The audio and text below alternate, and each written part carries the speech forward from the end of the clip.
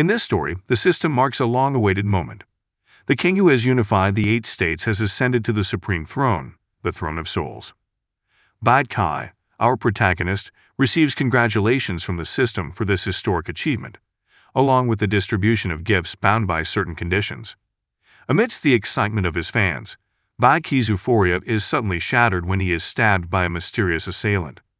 Confused and in pain, Bai Kai questioned the motive behind the attack. The attacker condemns Bai Kai as an insignificant ant with delusions of being a king, asserting that his sins deserve death. Memories flood Bai's mind as he finds himself in a hospital, with doctors frantically trying to save him from severe internal injuries. Amidst the chaos of the medical procedure, Bai's consciousness fades, only to awaken in a surreal landscape of darkness and light. Disoriented by his surroundings, Bai grapples with fragmented memories of the attack and the surreal experience of waking up amidst a gruesome scene of death. As Bai Kai struggled to make sense of his circumstances, an astounding realization dawned on him. He may have crossed over into a realm resembling hell. With uncertainty clouding his mind, Bai Kai faces the daunting challenge of piecing together the mystery surrounding his sudden transition from the mortal world to one filled with uncertainty and darkness. In a state of panic, he grapples with the unsettling reality of finding himself in what appears to be hell, confused by the absence of guilt in his past life. Amidst the chaos, she struggled to piece together her identity, facing a searing agony in her mind akin to being torn apart. Suddenly, a flash of memory illuminated his consciousness. Bai Kai, a 20-year-old streamer gamer. Originally unknown, his fame skyrocketed after live-streaming The Throne of Souls, an intricate open-world RPG filled with medieval Western fantasy. Famous for its immersive world and gripping narrative, the alien ship that suddenly crashed, integrating ancient civilizations with the violence of future technology. This game is also highly praised by players for its unique worldview setting and top-notch plot and graphics. The Throne of Souls has a high level of difficulty that makes many players reluctant to engage directly. Instead, the audience flock to watch the live broadcast, reveling in the trials and tribulations of the hosts.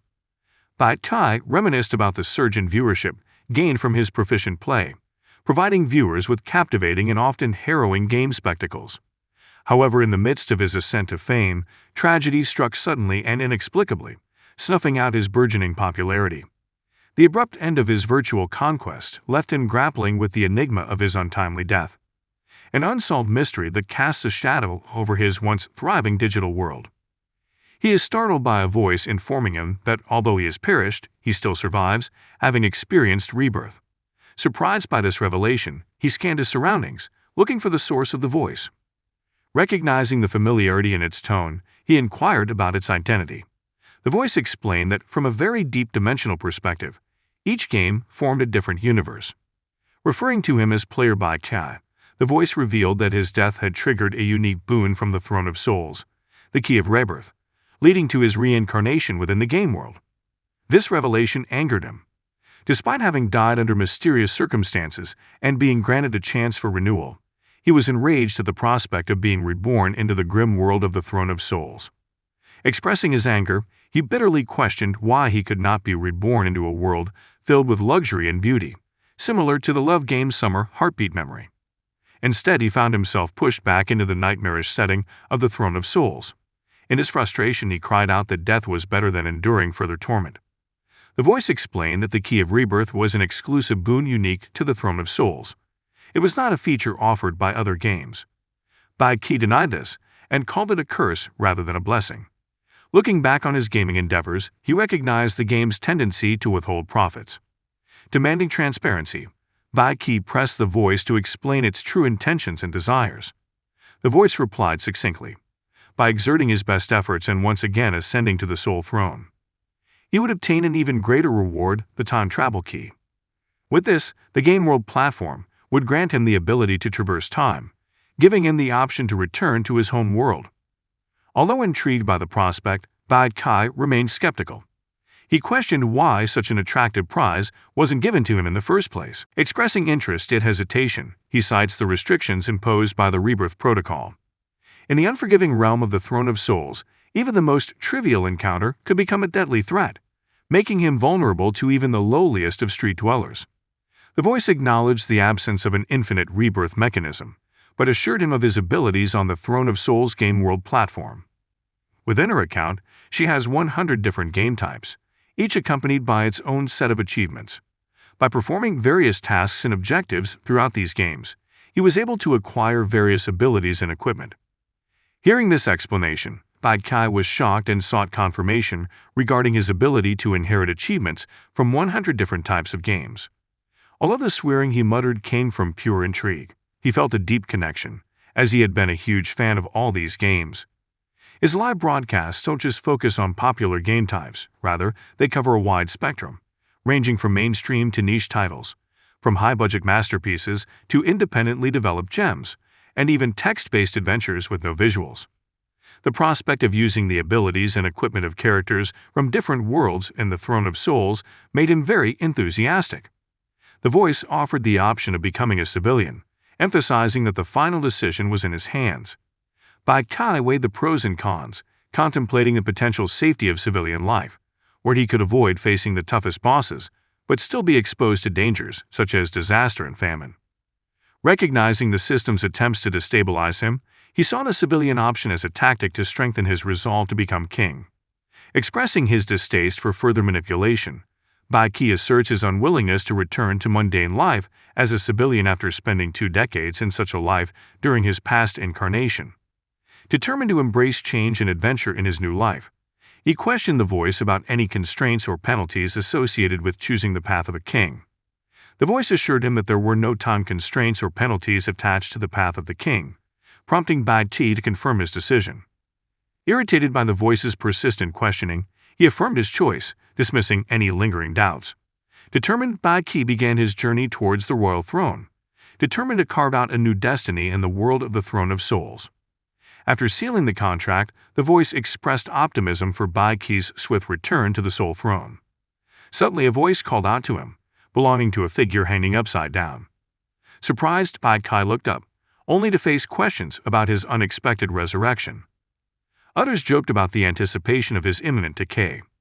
Interrupting the banter, Gray, an elf mage at level 21, and the princess's bodyguard, urged Bai Kai to help her immediately before the beast returned, emphasizing the importance of their departure from the dangerous Wailing Cave.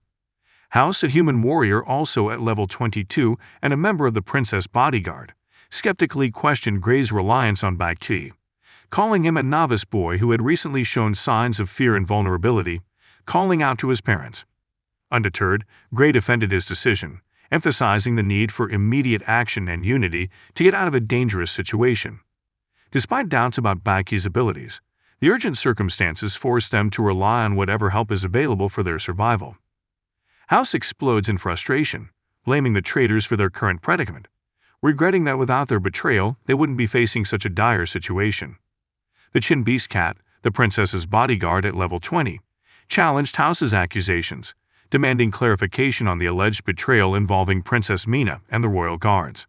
Expressing weariness and bitterness, Dogu contemplated resignation, suggesting that they accept fate and succumb to exhaustion.